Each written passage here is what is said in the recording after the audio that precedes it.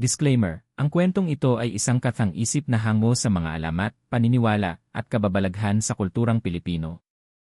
Bagamat may ilang bahagi na base sa tunay na karanasan o pananaliksik, ang mga tauhan, lugar, at pangyayari ay nilikha para sa layuning libangin at bigyang buhay ang mayamang imahinasyon ng ating lahi. Hindi layunin ng kwentong ito ang manakot o manira ng paniniwala ng sinuman. Ang mga elemento ng aswang at iba pang nilalang sa kwento ay bahagi ng kulturang pamana at hindi kailangang tanggapin bilang katotohanan. Ang lahat ng ito ay para lamang sa masining na paglalahad at pampanitikang layunin. Para sa mga takot sa kababalaghan, mag-ingat sa pagbabasa o pakikinig. Dahil ang dilim ay hindi laging tahimik. Lumaki ako sa isang maliit na baryo sa kabundukan ng Antique, isang lugar na tila nakalimutan na ng mundo. Walang signal ng cellphone, walang maayos na kalsada, at ang mga balita ay galing pa sa mga tsismis ng kapitbahay. Pero sa kabila ng lahat ng iyon, masaya ang buhay ko. Lalo na dahil sa nanay ko, si Nanay Elisa. Si Nanay Elisa ay kilala sa aming lugar bilang hilot.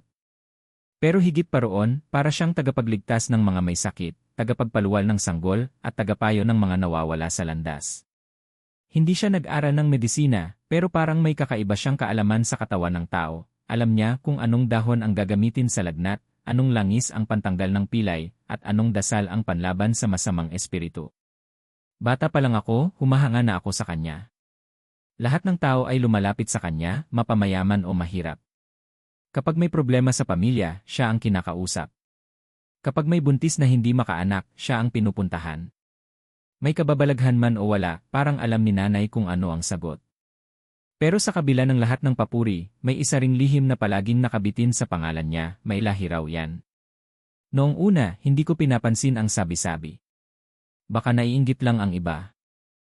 Minsan kasi, may mga kapitbahay na nagsasabing may dilim ni si nanay, lalo na't madaling araw siya kung lumalabas ng bahay. Pero sabi nga ni nanay, ganun talaga ang buhay ng hilot. Minsan, kailangan ka ng tao kahit anong oras. Basta wag kang magpapadala sa takot, anak. Minsan, hindi lahat ng kakaiba ay masama, madalas niyang paalala. Lumipas ang mga taon at mas lalong naging malapit kami ni nanay. Wala akong ama, hindi ko siya kailanman nakilala. Pero hindi ko iyon hinanap. Sapat na si nanay sa lahat. Puno ng kwento ang bawat gabi namin, mga alamat ng engkanto, tikbalang, manananggal, at syempre aswang. Anak, ang aswang, hindi yan agad-agad makikita. Minsan, mukha silang tao. Minsan, sila pa ang pinakamabait at pinakamaunawain, kwento ni nanay isang gabi habang kami kumakain ng lugaw. Pero ang tunay na panganib ay kung hindi mo alam na nasa tabi mo na pala. Hindi ka ba natatakot, Nay? Tanong ko noon, bagamat kabado. Hindi. Dahil mas malakas ang pagmamahal kaysa sa takot, sagot niya habang hinahaplos ang buhok ko. Ang totoo, wala naman talagang nakikitang kakaiba si nanay noon. Wala siyang pulang mata, wala siyang mga pangil, at hindi siya umuungol sa gabi. Masayahin siya at mapagmalasakit. Pero may mga pagkakataon na parabang lumalalim ang boses niya. O kaya'y nagiging malamig ang kamay niya kahit mainit ang panahon. May mga sandaling nagsasalita siya sa lengguwaheng hindi ko maintindihan. Pero itinatanggi niya ito kapag kinumpronta ko. Sa aming baryo, may isang matandang babae na ang pangalan ay Lola Ising. Siya ang pinakamatandang nabubuhay sa lugar namin. Sa tuwing nadadaanan namin siya, palaging sinisiko niya ako at pabulong na sinasabi, iba ang ina mo. May dugo siyang di mo nauunawaan. Noong una, hindi ko pinapansin si Lola Ising. Pero habang tumatagal, parang may bigat ang mga salita niya. Lalo na't nagsimula nang lumabas ang mga tsismis tungkol sa mga hayop na nawawala, mga sanggol na biglang namamatay sa sinapupunan, at mga multong namamahay sa kabubatan. Lahat ng ito'y sinasabing dala ng masamang anino. Isang araw, naisip kong tanungin si nanay. Nay, totoo bang may lahi ka ng aswang? Sandaling natahimik si nanay. Tumingin siya sa akin, diretso sa mga mata ko. Parang may bumalot na lamig sa paligid namin. Marami kang hindi pa alam, anak. Pero darating ang panahon, malalaman mo rin. Hindi ko na siya kinulit pa. Pero simula noon, tila may bumigat sa pagitan namin. Hindi ko na alam kung simpleng hilot lang ba talaga si nanay, o may mas malalim na lihim siyang tinatago. Makalipas ang ilang buwan, nagsimulang magkaroon ng panaginip ang ilang kabataan sa baryo, mga panaginip na parang totoo. May babae raw na may maitim na pakpak na lumilipad sa bubong ng mga bahay. May mga batang nagsasabing may nakitang anino sa gabi, at may mga alagang hayop na natagpo ang butot balat na lamang. Pero kahit anong usisa, walang makapagsabi kung sino ang salarin. Ang pinakamasakit, may mga daliri na nagtuturo kay nanay. Siya lang naman ang gising sa gabi, bulong ng ilan. Bakit parang siya lang ang hindi tinatabla ng sakit, hinala ng iba. Bilang anak, pinagtanggol ko siya. Pero sa puso ko, unti-unti na rin akong nagdududa.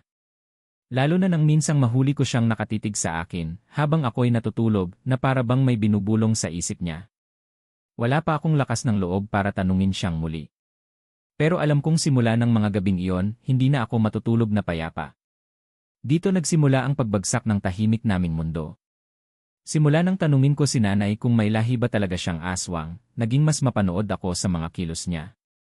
Hindi ko sinasadya, pero parang hindi ko na siya tinitingnan sa parehong paraan. Sa bawat galaw niya, sa bawat tingin, para bang may gustong sabihin ang katahimikan niya na hindi niya mailabas.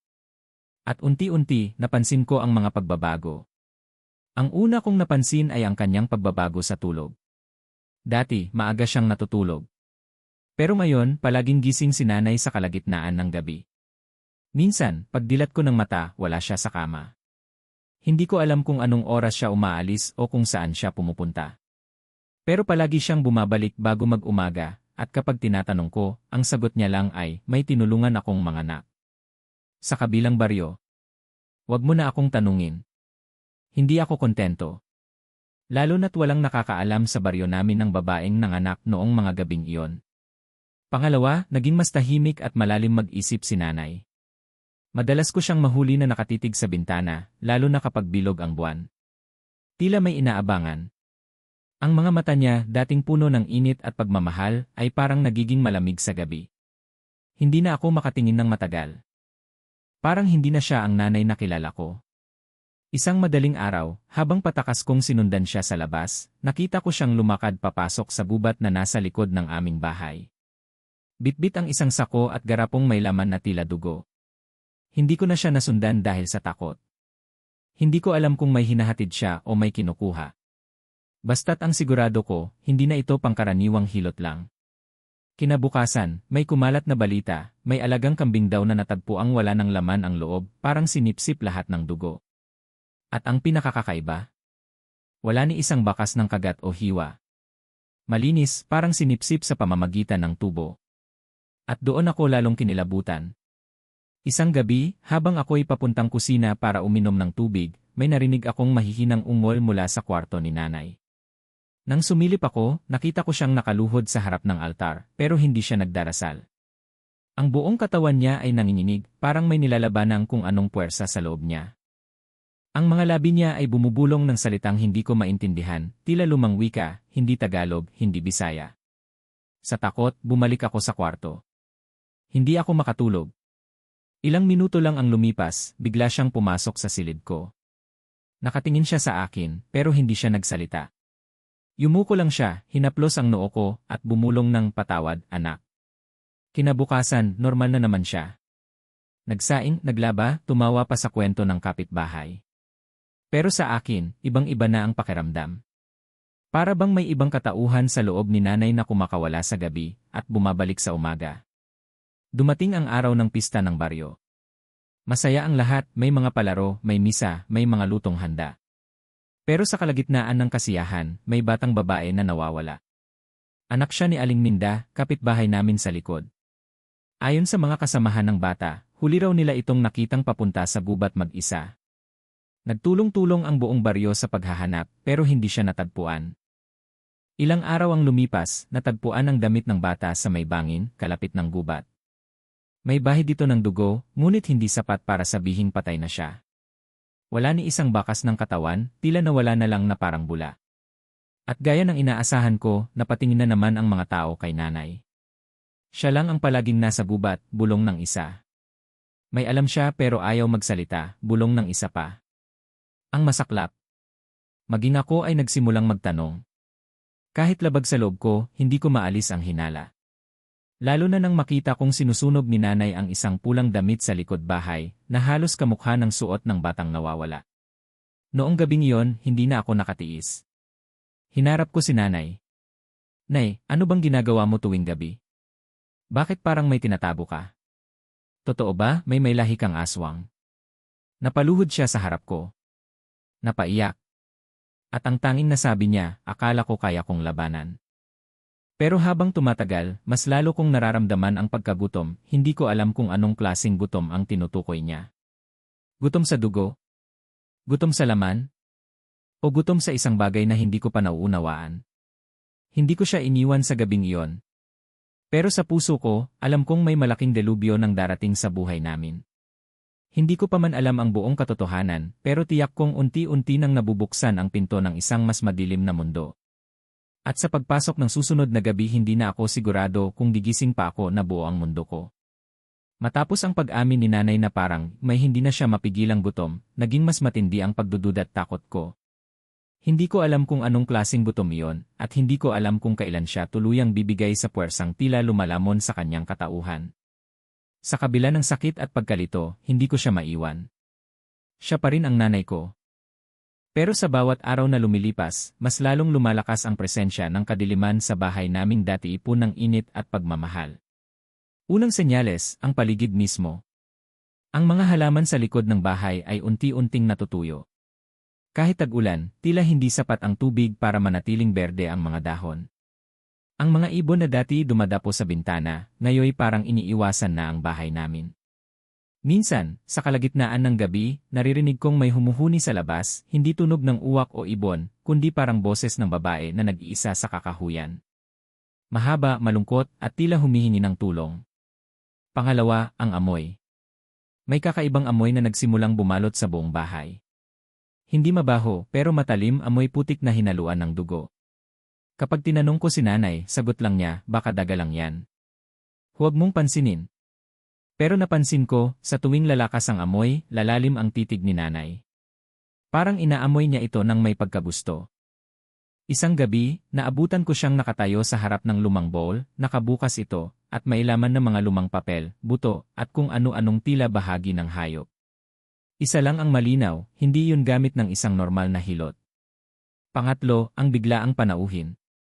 Isang hating gabi may kumatok sa pinto. Pagbukas ni nanay, pumasok ang isang matandang lalaking punit ang damit, puti ang buhok, at parang hindi naliligo ng ilang linggo. Umupo siya sa harap ng altar at hindi nagsalita ng kahit isang salita.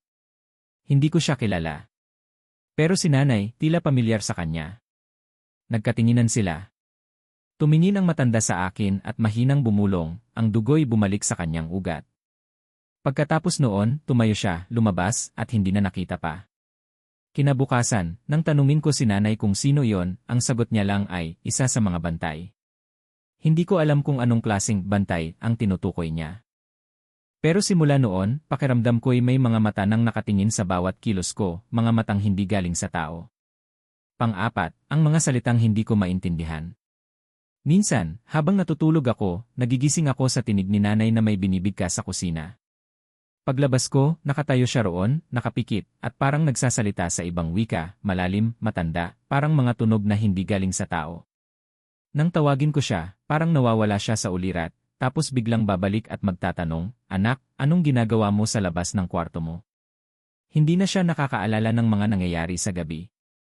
At ako, kahit takot, hindi ko magawang itago ang mga nakikita ko.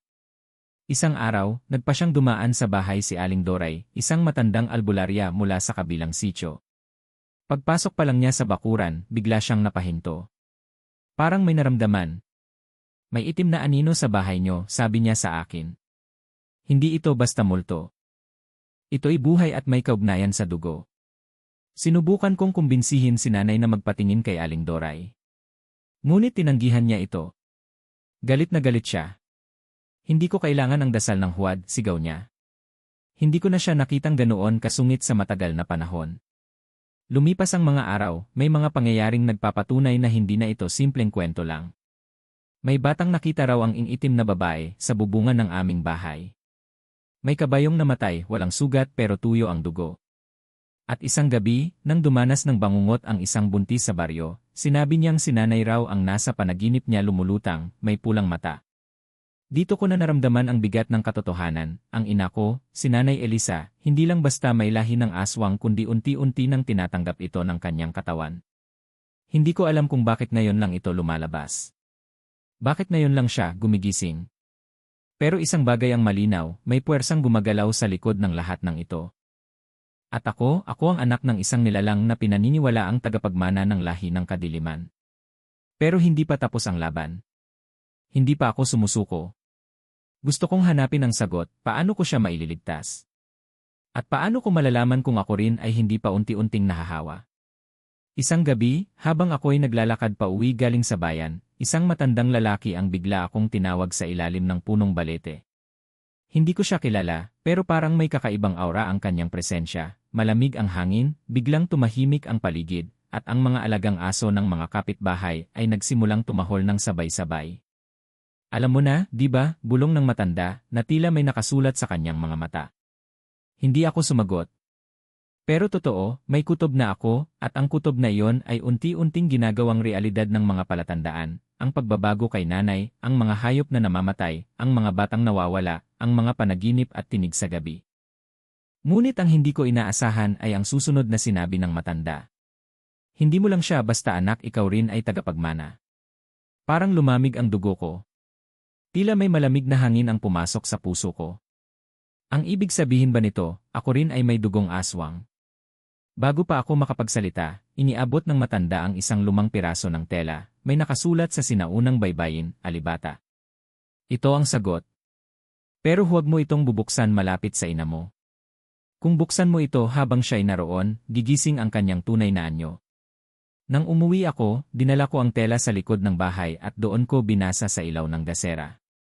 Nakalagay doon ang salaysay ng isang sinaunang lahi ng aswang na nagtatago sa ilalim ng anyo ng mga manggagamot, tagapagpagaling, at albularyo. Hindi sila katulad ng karaniwang aswang na lumilipad o lumalapad ang dila. Sila'y may kakayahang maghilom, magpagaling, at manggamot, ngunit sa kapalit na enerhiya ng buhay. Ayon sa sulat, may dalawang klase ng tagapagmana, ang tumanggap sa lahi at naging ganap na tagapagpalit ng laman. At ang tumanggi, na habang buhay ay naglalaban sa sarili para huwag tuluyang lamunin ng madilim na dugo. Dito ko naintindihan kung bakit ganun si nanay. Lumaki siyang sinusubukang labanan ang kanyang lahi. Hindi siya naging ganap na aswang, pero hindi rin siya ganap na tao. Isa siyang nilalang na nasa gitna, isang naghihilom, pero kumukuha rin ng lakas mula sa sakit ng iba. Habang hawak ko ang tela, bigla akong nakarinig ng sigaw mula sa bahay. Tumakbo ako agad at nakita ko si nanay na tila nilalagnat. Nanginginig siya, pawis na pawis, at ang kanyang mga matay pulang-pula. Anak, huwag kang lalapit, sigaw niya. Ngunit lumapit pa rin ako. At doon, kitang-kita ko ang unti-unting pagbago ng anyo niya, hindi siya nagkaroon ng pakpak o pangil, kundi parang naging dalawang tao ang kanyang mukha, isa'y si nanay, at isa'y isang nilalang na parang walang kaluluwa. Hindi ko na kaya, anak. Malapit na. Lumalabas na ang totoo. Gusto ko sanang ilihim sa iyo habang buhay pero hindi ko na kayang pigilan. Napaupo ako. Gusto kong magtanong pero natuyuan ako ng laway. Gusto kong sumigaw pero natulala ako. Hanggang sa siya na ang nagsalita. Ako ay pinanganak sa lahi ng mga tagapangalaga ng lihim. Ang mga ninuno ko ay mga manggagamot na hindi tao. Pinili ko sanang hindi ipasa ito sa iyo pero ang kapangyarihan ay may isip. Kung nararamdaman ka niya, pipiliin ka niya. Iyak ako ng iyak. Hindi ko matanggap ang sinasabi niya. Totoo ba, Nay? Aswang ka? Hindi siya agad sumagot. Pero sa pag-iyak niya, doon ko naramdaman ang bigat ng kanyang pinasan sa lahat ng taong taon. Anak. Aswang ako. Pero hindi ko ginustong saktan ang kahit sino. Ipinanganak akong may kapangyarihan, hindi ko ito hiningi. Pinilit kong gamitin sa tama. Pero habang tumatanda ako, habang lumalalim ang gabi, mas malakas ang tawag ng dugo. Iyon na ang pinakamasakit kong narinig. Hindi dahil sa inamin niyang aswang siya, kundi dahil kitang-kita ko kung gaano niya nilabanan ito, at kung gaano siya napagod. At ako? Ako ba'y susunod sa kanyang yapak? O ako ba'y magiging susi para tuluyan siyang mailigtas sa kanyang sumpa? Dito nagsimula ang mas mabigat kong pakikibaka. Hindi lang sa pag-unawa sa pagkatao ni nanay kundi pati na rin sa sarili kong pagkatao. Matapos ang gabing iyon, ang gabing tuluyang umamin si nanay sa kanyang tunay na katauhan, nagsimula akong magdesisyong huwag siyang iwan. May takot. May galit. Pero mas malakas ang pagmamahal at pangunawa. Hindi niya ginusto ang sumpa. Hindi niya pinili ang lahing dumadaloy sa kanyang dugo. At kung totoo ngang namamana ang ganitong sumpa, dapat ko na ring paghandaan ang sarili ko. Pero may tanong akong hindi matahimik sa isipan ko, may lunas ba ang sumpang ito? Ang albularyang lumang panahon muling bumalik si Aling Doray, ang matandang albularya mula sa kabilang sitio. Ngayong alam ko na ang katotohanan, lumapit ako sa kanya ng buong paggalang at takot. Aling Doray, totoo bang may paraan para mawala ang dugo ng aswang sa isang tao? Napatingin siya sa akin. Tila may lungkot sa kanyang mga mata. Ang dugo, pag pumasok na sa lahi, mahirap nang alisin. Pero may isa lamang paraan, isang ritual na delikado. Hindi ito laging nagtatagumpay. At kung magkamali, maaaring mamatay ang ginagamot.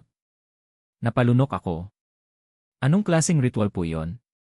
Inilahad niya sa akin ang tinatawag na paglalagablab ng katawan, isang sinaunang pagsubok kung saan haharap ang isang nilalang sa kanyang anino, ang kanyang makalumang anyo. Sa loob ng 7 gabi at araw, kailangang manatili ang ginagamot sa gitna ng gubat, sa isang itinalagang lugar, habang binabantayan ng mga tagapagsunog, mga espiritong tagapaglinis. Sa panahong iyon, lalabas ang totoong anyo ng taong may dugong aswang, at kung hindi niya makontrol ito, lamunin siya ng sarili niyang anino. Ngunit kung matagumpay niyang malampasan ang proseso, mawawala ang ugnayan niya sa lahi ng dilim. Ngunit, sabi ni Aling Doray, bihira ang nagtatagumpay. Sapagkat karamihan sa kanila'y ayaw talagang bumitaw sa kapangyarihan. Pag-uusap namin ni nanay nang ibinalik ko ito kay nanay, una niyang tinanggihan. Hindi ko na kaya, anak. Matanda na ako. At baka ikamatay ko lang ang ritual. Pero hinawakan ko ang kanyang kamay. Nay, kung may maliit mang pag-asang maibalik ka, kahit na gaano kahirap, gusto kong subukan natin. Lumipas ang ilang araw bago siya pumayag. At sa bawat araw na yon, lalo akong nakakita ng mga senyales na unti-unti na siyang nilalamon ng kanyang lahi. Mas lumalalim ang kanyang titig. Mas lumalakas ang kanyang pakiramdam sa gabi. Minsan, halos hindi ko na siya makausap sa umaga, tila parang hindi niya alam kung nasaan siya. Paghahanda sa ritual, pinuntahan namin ang lugar na tinukoy ni Aling Doray, isang lumang sityo sa gitna ng kagubatan, malapit sa isang ilog na sinasabing sagrado. Kasama namin ang 4 pang matandang manggagamot, kabilang ang 2 lalaking tahimik, ngunit may kakaibang lakas ng presensya. Tila sila ang mga tagabantay ng ritual. Inipon nila ang mga sangkap ng ritual, apoy mula sa 3 banal na punong kahoy. Dugo ng puting manok. Ugat ng punong kahoy na lubid ng kaluluwa. At ang buntot ng sambalilong hayop, isang nilalang na sinasabing tagapaghatid ng mga anino sa mundo ng tao. Dito ko unang nakita si nanay na parang nawala ng lakas. Nanginginig siya habang nakaupo sa harap ng apoy. Pero sa kanyang mga mata, may kakaibang determinasyon. Gusto niyang bumalik.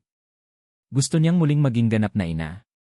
Ang unang araw ng ritual, sa unang araw, pinalibutan ng apoy ang paligid ni nanay. Nakaupo siya sa gitna habang kami nagdarasal sa labas ng bilog. Mula sa dilim ng kagubatan, may narinig kaming sigaw. Isang malakas, mahabang alingawngaw, tila tinig ng matandang babae na humahagulgol. Sino ka? Tanong ko kay Aling Doray. Hindi siya tao. Siya ang anyong iniwan ni nanay mo at ngayon, gustong bumalik. Nang sumilip ako sa apoy, nakita ko si nanay na tila nilalamon ng sariling anino, may isa pang anyo na parang siya, pero mas matanda, mas marumi, mas mapula ang mata. Tinatawag siya. Halika, Elisa, umuwi ka. Hindi mo sila kailangan. Pero lumaban si nanay. Sumigaw siya. Hindi ako uwi sa dilim. Hindi ako alipin ng sumpa. Sa likod ng lahat, isang lihim sa 3 araw ng ritual, isang revelasyon ang lumabas. Habang tahimik ang paligid at tulog si nanay, inilapit ako ni Aling Doray. Alam mo ba kung sino ang tunay na pinagmulan ng sumpa? Umiling ako. Hindi ang ina ng nanay mo, kundi ang kanyang ama na isang ganap na aswang.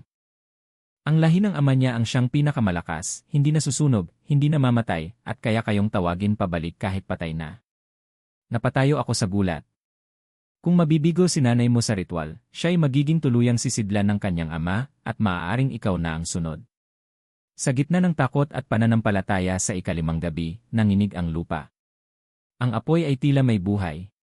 Lahat ng espiritu ng kagubatan ay nanahimik. At si nanay, bigla na lang tumigil sa paggalaw, nanigas, at ang kanyang anino ay tumayo sa likod niya, tumatawa. Tapos na ang laban, Elisa. Ako ang tunay mong katauhan. Sa panahong iyon, hawak ko ang krus ng ama ko, isang simpleng pamana na laging nakasabit sa pinto. Inilapit ko ito sa apoy, sabay sigaw, Nay. Ikaw ang tunay na nanay ko. Hindi ang nilalang na yan. At doon, parang nabasag ang isang salamin. Napasigaw si nanay. Napasigaw ang kanyang anino. At ang apoy ay nagliwanag, parang liwanag ng araw sa loob ng kagubatan. Ngunit sapat ba yon? Tumigil ang sigaw. Tumigil ang pagyanig. At si nanay ay nawalan ng malay. Hindi ko alam kung siya'y nagtagumpay o tuluyan ng nilamon. Nagising si nanay matapos ang ikapitong araw ng ritual. Basang-basa siya ng pawis, nakahandusay sa gitna ng abo ng mga sinunog na dahon at sagradong kahoy. Ang kanyang katawan ay tila lantang-lanta, halos wala ng lakas. Pero ang una niyang ginawa ay tumingin sa akin at mumiti. Iba ang ngiting iyon. Hindi ngiti ng isang nilalang na may tinatagong dilim. Hindi ngiti ng isang pinaglalaruan ng sariling anino. Kundi ngiti ng isang ina na matagal nang nakulong sa sariling katauhan at sa wakas ay nakalaya. Anak, naririnig ko na ulit ang sarili kong tinig. Hindi ko mapigilang umiyak. Yumakap ako sa kanya at doon ko naramdaman ang pinakamatamis na haplos ng kanyang palad, walang lamig, walang lagkit ng dilim, kundi isang tunay na haplos ng pagmamahal. Ngunit kahit sa gitna ng yakap na iyon, may bahagi pa rin ng puso ko ang nagtatanong, ligtas na ba talaga kami? Ang katahimikang may banta sa mga sumunod na araw, bumalik kami sa bahay. Tahimik si nanay pero malinaw ang kanyang kilos, muling nagluluto, naglilinis, at sa unang pagkakataon sa maraming taon, nakita ko siyang natutulog ng mahimbing.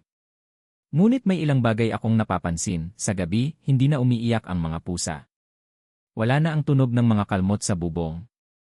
At si nanay, tila may bagong lakas, hindi tulad ng dati, kundi mas malinis, mas mapayapa. Pero isang gabi, habang siya'y natutulog, bigla siyang bumangon at nagsalita sa panaginip. Huwag mong hayaang bumalik siya, ako na ang huling tagapasan ng dugo.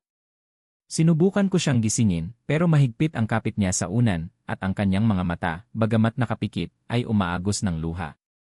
Kinabukasan, kinausap ko siya tungkol sa kanyang panaginip.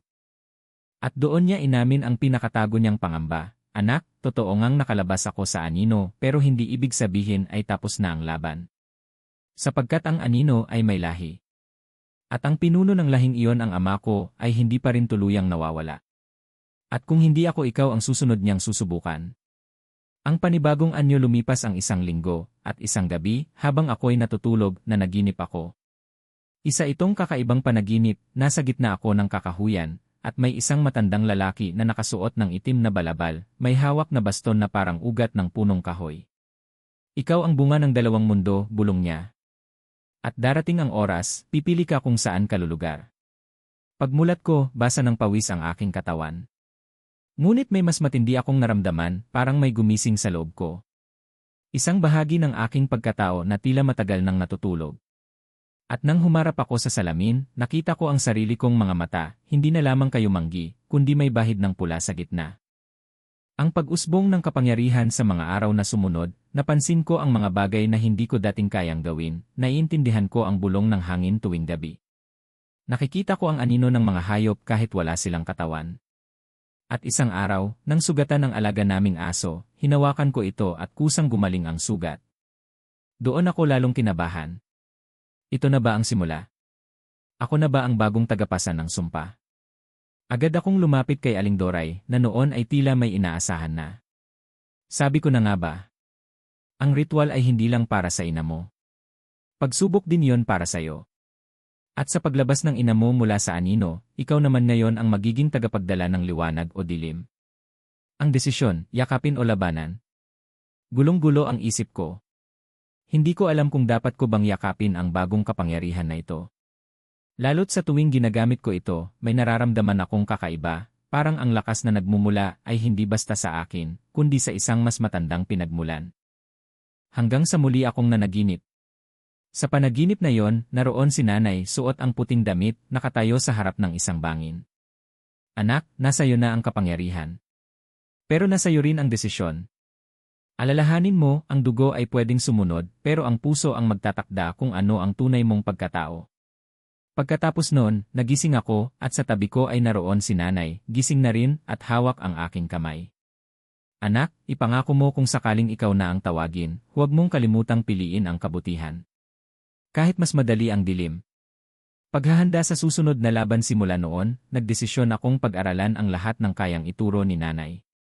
Mula sa mga halamang gamot, dasal ng pangontra, ritual ng kaluluwa, hanggang sa mga lihim na kasulatan ng mga tagapagpana ng liwanag. Hindi ko alam kung kailan darating ang susunod na pagsubok o kung kailan muling babalik ang ama ni nanay upang subukang bawiin ako. Pero isang bagay ang tiyak, hindi na ako ang dating ako. Ako ay anak ng isang nilalang na pinili ang liwanag kaysa dilim. At ako ay handang lumaban. Lumipas ang ilang linggo ng katahimikan. Nagsimula akong mamuhay na parang normal. Si nanay ay tuluyan nang bumalik sa pagiging isang simpleng ina, nagluluto ng almusal, nag-aalaga ng halaman, nagkukwento tungkol sa kanyang kabataan. Pero kahit anong pilit naming bumalik sa dating takbo ng buhay, nasa likod pa rin ng aming mga mata ang takot. Ang katahimikan ay parang hanging humuhuni sa gabi bago ang bagyo. At dumating ang araw na iyon. Ang araw ng pagbabalik ng halimaw. Isang malamig na gabi-gabi ng Huwebes. Ang buwan ay bilog na bilog at ang mga kaluskos sa paligid ng bahay ay tila mas malalim kaysa dati. Tumahimik ang mga hayop. Walang kahol ng aso. Walang huni ng kuliglig. At kahit ang mga insekto sa lampara, biglang naglaho. Si nanay, habang nagkakape sa sala, ay biglang natigilan. Hawak pa rin ang tasa, pero nanlalamig ang kanyang mga kamay. Anak. Dumarating na siya. Sino po, nay, tanong ko kahit alam ko na ang sagot. Ang tunay na halimaw. Ang ama ko. Ang ugat ng sumpa. Ang simula ng laban sa unang iglap, umalulong ang hangin sa labas. Sumabay ang pagyanig ng lupa. Tila may isang dambuhalang anino ang dumaan sa aming bubungan, at sa gilid ng bahay ay narinig namin ang isang malalim na tinig, Elisa anak ko lumabas ka na. Huwag mo na akong itanggi. Mabilis kaming nagtago sa silong ng bahay, kung saan naroon ang sagradong simbolo na ibinigay ni Aling Doray, isang ugat ng punong balete na binalot sa tela ng matandang albularyo. Mula sa maliit na siwang, nakita ko ang isang nilalang, matangkad, payat, ngunit may mahahabang kuko at matang pula. Parang tao, pero hindi ganap. Ang kanyang balat ay tila abo, at bawat hakbang niya ay may kasamang anino na gumagapang sa lupa. Ako ang ama ng mga tinanggihan ang liwanag na binalot sa dilim. Elisa! Isa kang reyna sa lahi natin. Ngunit hindi sumagot si nanay. Lumuhod siya sa harap ng altar, at muling nagdasal gamit ang wikang hindi ko maintindihan. Isang sinaunang wika na tila pinaglihi sa apoy at luha. Ang labanan sa liwanag at dilim hindi kinaya ng bahay ang bigat ng presensya ng halimaw. Gumuho ang dingding. Sumambulat ang bubong. At sa gitna ng usok, lumitaw ang ama ni nanay, isang halimaw na sinasalamin ang pinakamasakit niyang alaala. Tiningnan siya ni nanay. Hindi na may takot. Kundi may tapang. Hindi mo na ako kayang tawagin, ama. Ang dugo mo ay wala na sa akin. Ngunit tawa lamang ang isinagot ng halimaw. Hindi ka na ang pakay ko ngayon. Ang apo ko siya ang bagong tagapagmana. Siya ang magiging daluyan ng mas makapangyarihang lahi. Doon ako biglang hinila ng isang malakas na puwersa. Bumigat ang katawan ko. Uminit ang likod ko. Tila may nilalang na gustong pumasok sa kalamnan ko mula sa ere. Napasigaw ako. Nanay! Mabilis akong niyakap ni nanay.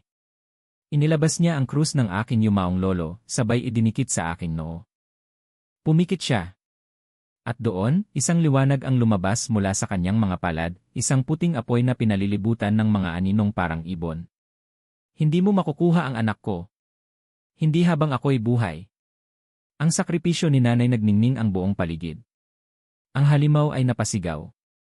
Hindi ko alam kung anong dasal ang ginamit ni nanay, pero ang katawan ng halimaw ay nagsimulang maglaho, tila nilulusaw ng liwanag. Ngunit may kapalit ang lahat. Habang nawawala ang halimaw, unti-unting nanghina si nanay. Ang liwanag na nilabas niya ay hindi basta-basta. Ibinigay niya ang natitirang kapangyarihan, ang huling piraso ng kanyang kaluluwa. Anak, alagaan mo ang iyong sarili. At ang sanggol sa sinapupunan mo. Ano no sinabi niyo, nay? Tanong ko, nanginginig. Nasa iyo ang bagong henerasyon pero nasa iyo rin ang kapangyarihan para sirain ang sumpa sa lahi natin. Sa iyong anak matatapos ang kasaysayan ng kadiliman. Pagkasabi niya ng mga salitang iyon, pumikit si nanay. Napahawak ako sa kanyang katawan habang ang buong bahay ay tahimik na.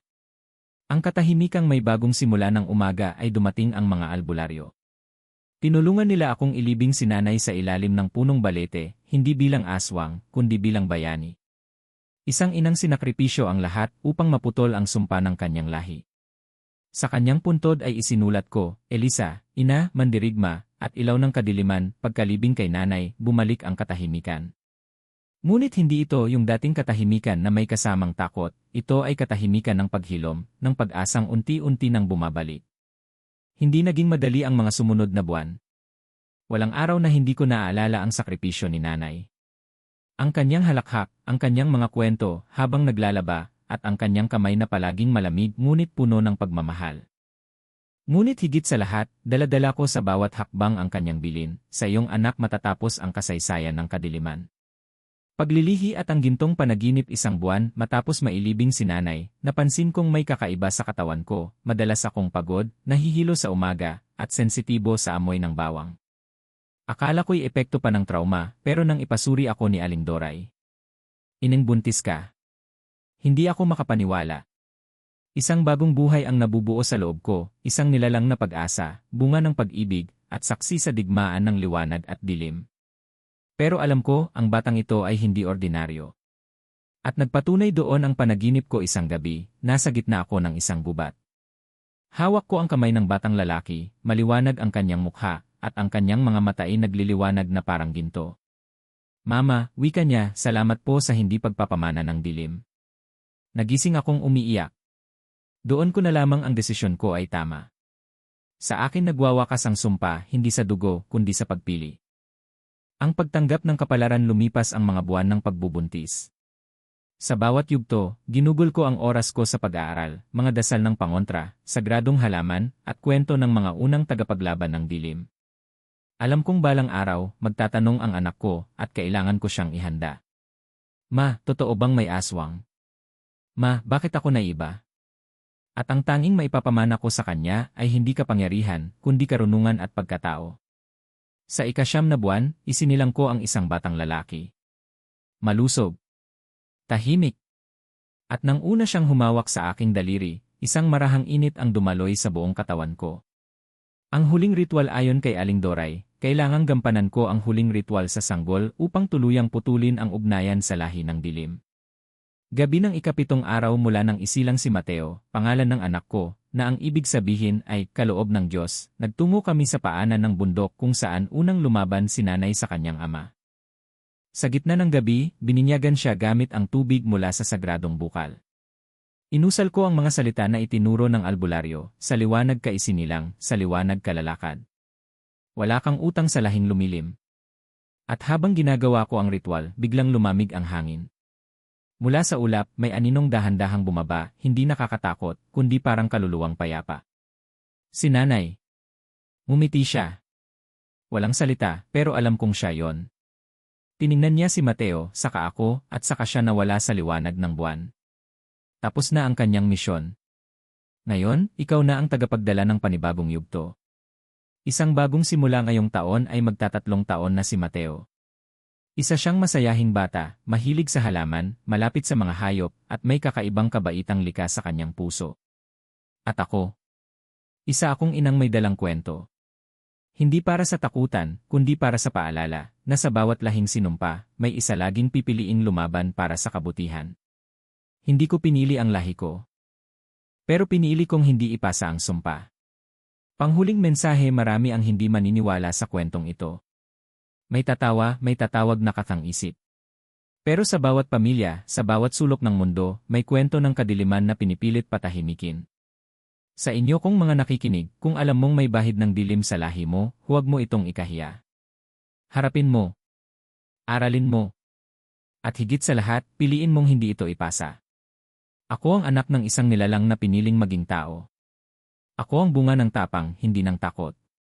Ako ang huling saksi ng sumpa. At sa anak ko nagsimula ang bagong kabanata. 3.